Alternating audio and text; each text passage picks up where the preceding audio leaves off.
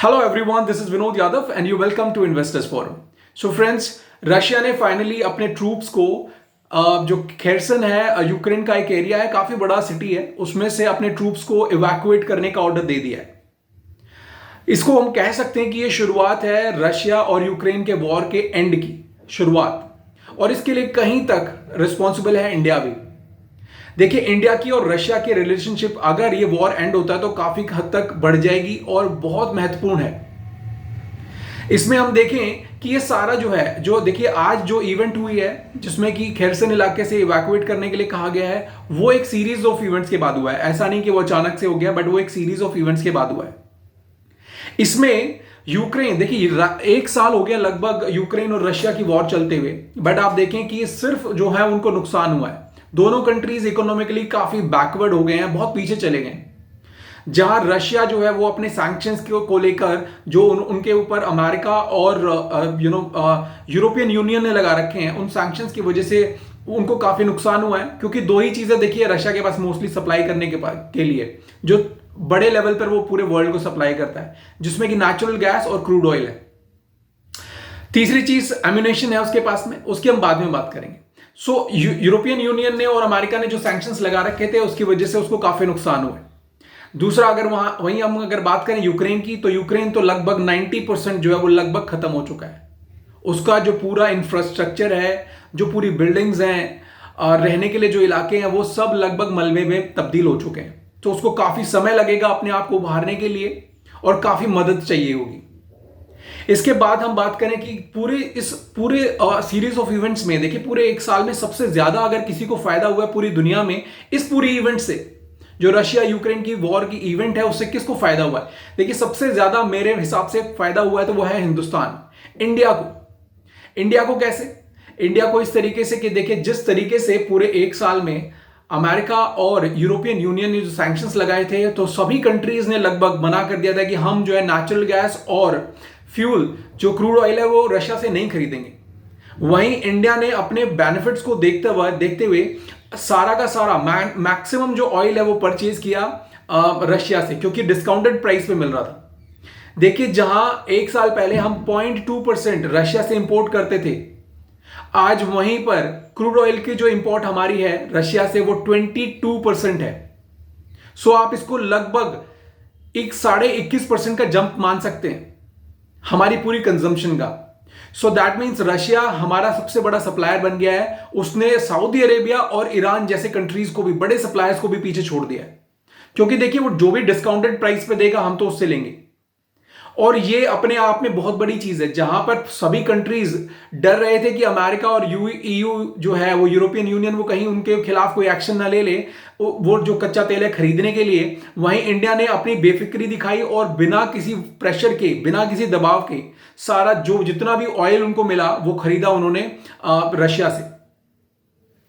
इसके लिए हमारे देखिए प्रधानमंत्री मोदी को, मुझे नहीं मालूम कितने लोग हैं जो उनको क्रिटिसाइज करते हैं, बट आप देखें कि कितने बड़े बड़े स्टेप्स के बाद में अब फाइनली उन्होंने वर्ल्ड में ग्लोबल लेवल पर एक बहुत बड़ा स्टेप लिया है, जिसमें कि उन्होंने अपनी कंट्री को, अपने बेनिफिट्स को सबसे आगे रखते हुए, बिना किसी के प्रेशर की परवाह करते हुए उन्होंने ये स्टेप लिया, जिसमें हमने जो रशियन ऑयल है वो खरीदा। इसके बाद हम देखें कि जो हमारे ईएम है, देखिए अभी फिलहाल जो बातचीत चल रही है 2 दिन से, अगर आप न्यूज देख रहे हैं, पिछले 3 दिन से हमारे जो एक्सटर्नल अफेयर्स मिनिस्टर है जो डॉक्टर जयशंकर जो है वो विजिट पर हैं रशिया की, और उस पर काफी चीजों पे चर्चा हो रही है।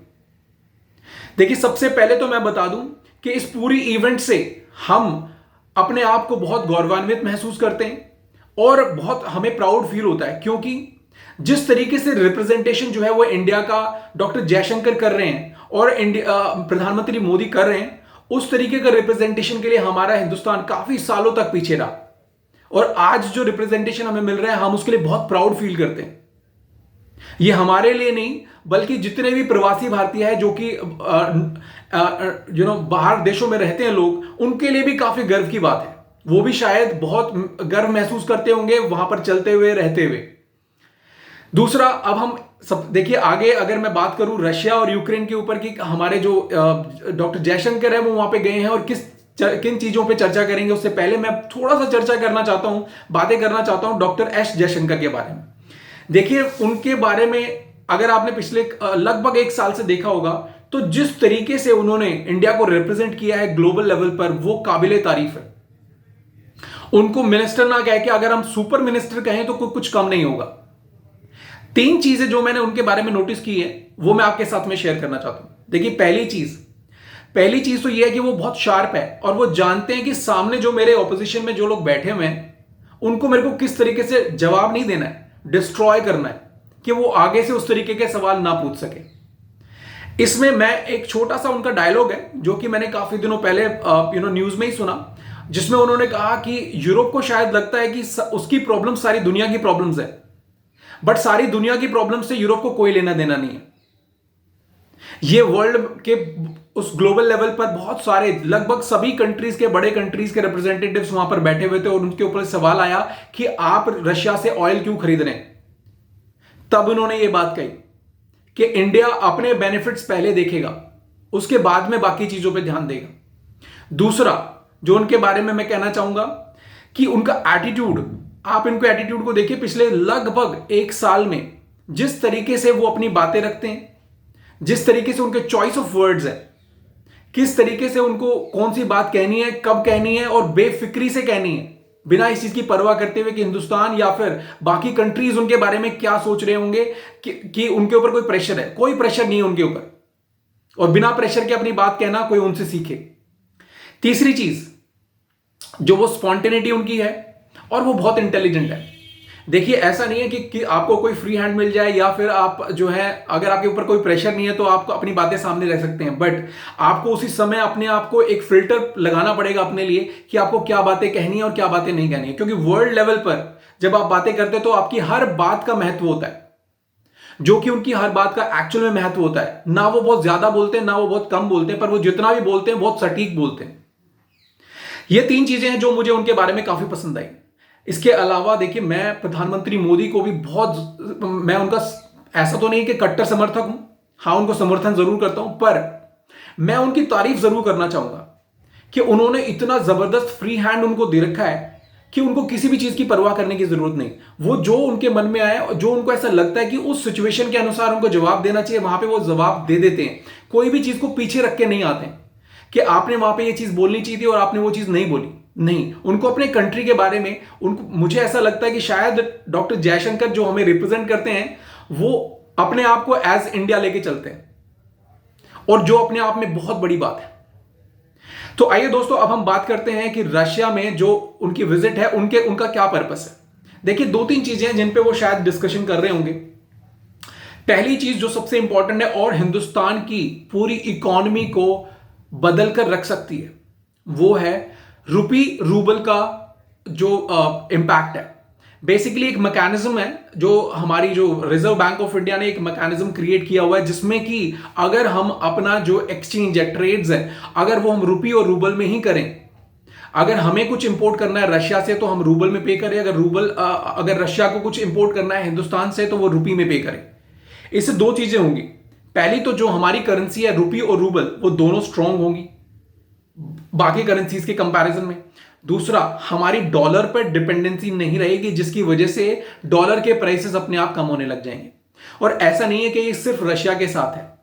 सबसे पहला हम प्रपोज कर रहे हैं रशिया को, हालांकि हमारी बातचीत बाकी के देशों से भी चल रही है, जिसमें कि ईस्ट अफ्रीका भी है। हमारे जितने पड़ोसी देश है सबके साथ में हमारी ये बातचीत चल रही है। पर रशिया में लगभग ऐसा आभास है कि लगभग एक महीने के अंदर अंदर शायद ये जो ट्रेड है वो शुरू हो सके, जिसमें कि हम रुपी और रूबल में ही अपना जो है ना ट्रेड एक्सचेंज करें। इसके बाद में दूसरी चीज जो हम जो सारी दुनिया की जो आंखें लगी हुई हैं उनके विजिट पर, डॉक्टर जयशंकर की विजिट पर, वो ये है कि शायद सबको लगता है कि वो एक मीडिएटर बनेंगे वहां पर, और पूरी जो ये वॉर है रशिया यूक्रेन की, शायद उसको खत्म करने के लिए वहां पर गए हुए। देखिए जहां तक मुझे लगता है कि जरूर उन्होंने ये बात कही होगी जो प्रधानमंत्री मोदी भी पहले कह चुके हैं कि पुतिन से, कि ये जो एरा है ये वॉर का नहीं है। सो उसी के ऊपर चलते हुए उन्हीं लाइंस पर डॉक्टर जयशंकर ने भी जरूर ये बात कही होगी। न्यूज में आ रहा है कि शायद उनकी ये बातचीत हुई है, जिसकी वजह से मुझे ऐसा लगता है कि शायद ये इवेंट्स, ये जो बातचीत है, इसकी वजह से ही जो खैरसन से उन्होंने अपने ट्रूप्स को इवैक्यूएट किया है, बाहर निकाला है, शायद हो सकता है ये उसी की वजह से ट्रिगर हो। तीसरी चीज जिसके ऊपर वो कर रहे हैं, उसमें जो ये वॉर है इसको एंड करने की कोशिश है। देखिए पूरा इकोनॉमिकली पूरा वर्ल्ड हिला हुआ है उनकी वॉर से। वो खुद तो इससे ग्रस्त है ही है, उनको खुद तो बहुत ज्यादा नुकसान है इससे, पर पूरे वर्ल्ड में भी जो इन्फ्लेशन फैला हुआ है वो भी उनकी वजह से रिस्पॉन्सिबल है। सो कहीं ना कहीं यूक्रेन और रशिया दोनों कंट्रीज इस चीज के लिए रिस्पॉन्सिबल है, जिस वजह से आज पूरा जो ना वर्ल्ड जिस हालत से गुजर रहा है। सो शायद उनकी ये बातचीत भी हुई होगी कि किसी तरीके से ये वॉर को खत्म किया जाए। फाइनल कंक्लूजन क्या है? देखिए ये पूरी जो मीटिंग है ये एक्चुअली ये 2-3 मुद्दों पर ही है, जिसमें कि देखिए वॉर से अगर हम हिस्ट्री उठा के देखें तो कभी किसी का फायदा नहीं हुआ, सिर्फ तबाही हुई है वॉर से। और आज की तारीख में जब सभी न्यूक्लियर स्टेट्स बने हुए हैं तो आज की तारीख में लड़ना तो बिल्कुल भी समझदारी नहीं है। आप किसी भी कंट्री के साथ में लड़ नहीं पाएंगे और लड़कर जीतना मुश्किल है। देखिए यूक्रेन बहुत छोटा लगता है रशिया के सामने, बट आप देखिए लगभग 1 साल से उसका सामना कर रहा है। और उसका कारण ऐसा नहीं कि यूक्रेन बहुत स्ट्रांग है या ऐसा कुछ, बट यूक्रेन को सपोर्ट करने वाले बहुत सारे स्ट्रांग कंट्रीज हैं जो उसको एम्यूनिशन और पैसा देते हैं। सो वॉर आज की तारीख में किसी भी चीज का सोल्यूशन नहीं है, सिर्फ ये डायलॉग और डिप्लोमेसी के थ्रू ही सुलझाया जा सकता है। सो लेट्स सी गाइस कि क्या होता है। शुरुआत इसकी हो चुकी है कि शायद यूक्रेन और रशिया वॉर अपने एंड पर है। सो अब देखते हैं कि क्या होता है। टिल देन आप मेरा वीडियो देखते रहिए, और अगर आपको ये कंटेंट पसंद आता है तो please like, share and subscribe my channel, and अपने फ्रेंड्स के साथ में भी आप साझा कर सकते हैं इस वीडियो को। Thank you all, have a great day.